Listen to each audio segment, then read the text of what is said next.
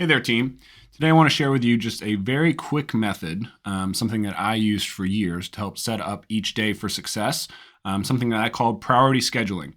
Um, as a fitness manager, it's really important that we go into each day with a plan so that the day doesn't run away from us, right? Where it doesn't, with whatever fires or priorities get thrown at us, we're still staying on task with the things that we know are the most important. And we're operating our schedule around what we prioritize as opposed to what priorities might get thrown at us that may seem urgent in the moment but aren't as important at moving the needle forward, whether it comes from our business priorities or when it comes to impacting and helping as many people as possible. So this is something that I call priority scheduling. Very simply, each day I would just do this in a notebook where each page was its own day.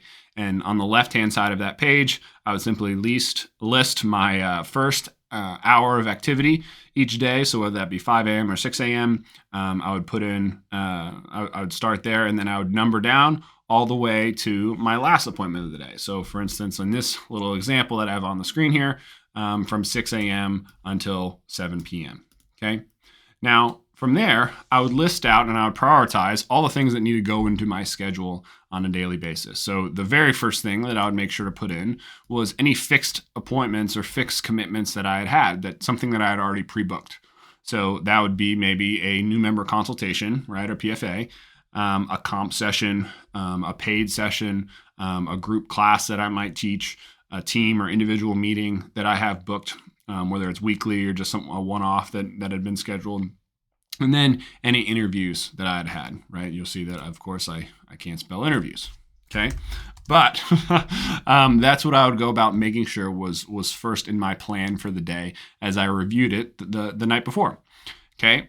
From there, I listed out the rest of my priorities that I had that I wanted to make sure I accomplished each and every day. Of course, one of our core values is to work out daily. I always wanted to prioritize it in my first break, in my first open appointment that I had each and every day. So that might vary slightly based on what fixed commitments or other appointments that I had for the day.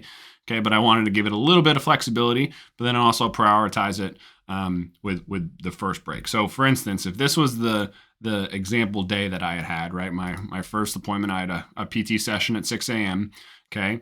My first break, okay, at 7 a.m., I would simply take my next priority. So in this case, working out, and I would drag it over, and that's when I would work out that day. Okay. Easy. I didn't have to decide or figure out what I was going to do when I had that 7 a.m. I knew first break. Okay. That means work out. It was a very simple process for me to follow and set up each of my days in advance as a fitness manager and get all my priorities in. Okay, so to just go down the list, right? So that was our first break. 8 a.m., another PT session. Okay, 9 a.m., second break. Okay, what's the next most important thing that I do?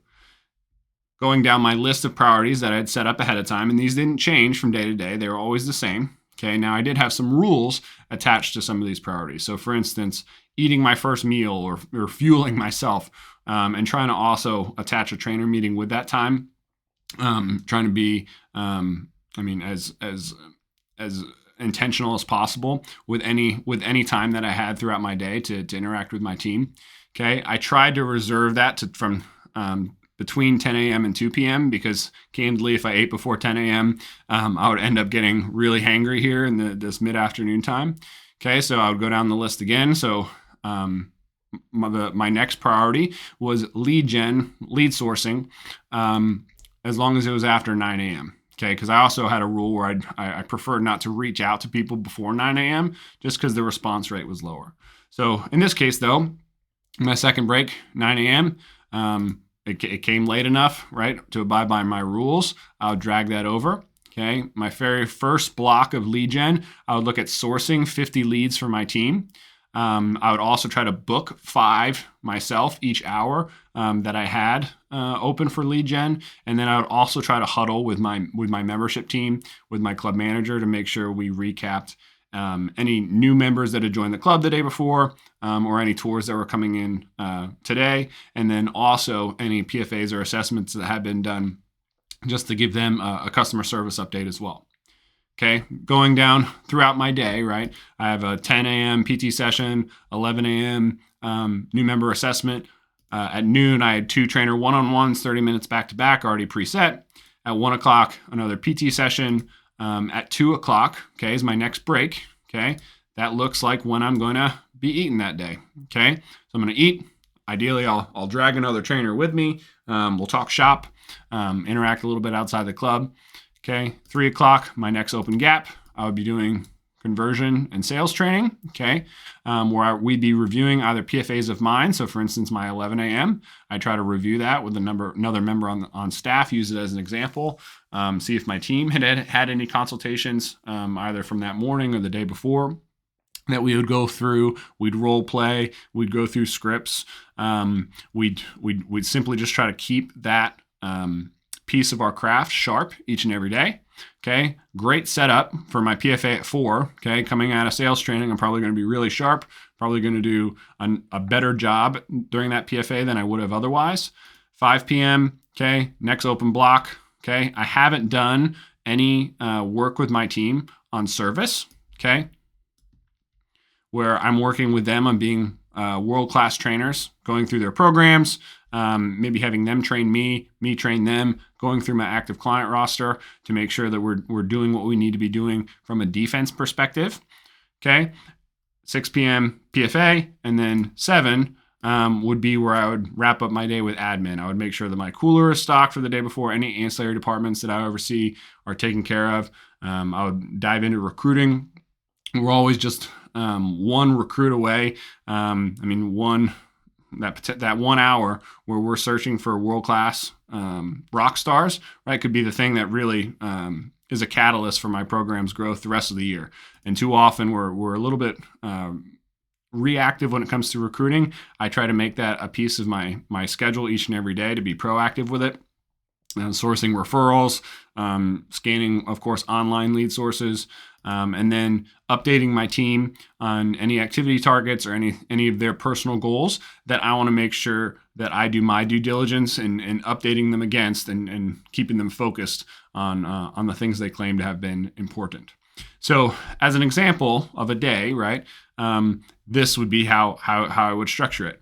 If one of these appointments had been a no-show, let's say, right? So let's say this 11 a.m. had been a no-show, everything would have just got bumped up, okay? And in that case, right, if all of these had just got bumped up, right, granted, of course, the PT session or the PFA, those wouldn't have gotten bumped up, but I would have had an extra hour available at the end of the day. I would simply focus on which of my priorities, if I were to double down on, would yield me a greater return. So if that's an area of my business that we may be struggling in. So for instance, my rules were, if we were ever seeing greater than 15% client attrition each and every month, every additional open gap would be spent with my team on service. Building world-class trainers, we would go through program reviews. I'd have them train me, I'd train them. We'd go through their active client roster. If ever we were under 30% conversion on consultations, we would spend additional time doing sales drilling. Okay, I found that after a week or two of that, typically we were converting back over 30%. I didn't need to spend extra time doing that. And then the one where I spent probably the majority of my extra gaps or extra breaks doing was that engagement piece or lead sourcing. Okay, if we're converting well and we're servicing well, the only constraint on the business is how many leads we're bringing into our program. Okay, so let's say I had 3 or 4 extra gaps, okay, that weren't booked with a consult or a PT session or anything like that. And I was simply sourcing 50 plus leads for my team, okay, and I have a system for doing that, which will be a topic for another video. And I was booking 5 appointments every day, or for each hour that I had spent for lead gen. Okay, let's say I had 3 hours of that every day for a week, right? That'd be 15 a day. That'd be 60 a week. If I did that for a month, okay, lead sourcing and engagement would probably not be an issue for our club anymore. We'd probably have more new business than we could possibly handle. I'd probably have a recruiting issue. Of course, that was never the case, right? The program could always handle more leads. It was amazing how quickly I could find more trainers to service them. Okay, but this methodology that I use to attack each and every day drastically, in my opinion, was responsible for the amount of output I could have each and every day. I knew that I would touch at least every component of the business that is important. I would have a period of each day where lead gen was non-negotiable. We would focus on conversion. We would focus on service. We would focus on. I would make sure that my admin was done. I made sure that all the important roles of being an effective fitness manager were prioritized and made evident in my day. It eliminated decision fatigue. I didn't need to think about what was most important in my business. I had a structure that allowed me to prioritize those and keep them in order. I didn't have to think about how to fill my time. It was already structured. I just had to run the play. And when all I had to think about was running the play, I could just focus on execution and being relentless with that, as opposed to getting thrown aside and distracted by all the other things and all the other distractions that get put in front of us. We were able to crush constraints and weaknesses quickly. So like I said, if there was an area of our business that was struggling, whether that be conversion or retention, I was able to attack it with my greatest resource, which was my time. So if I spent, let's say, 3 hours a day on our weakest component in our business, I knew with a high degree of certainty in a week or two's time that constraint was no longer going to be an issue. Okay, and we could focus back on something else and accelerating our growth faster through lead gen.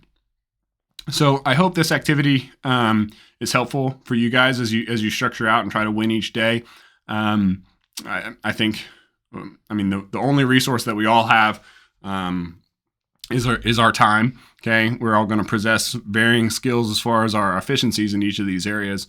But every single human has 168 hours in their week, and our result is dictated by how we use that time and how we structure that time.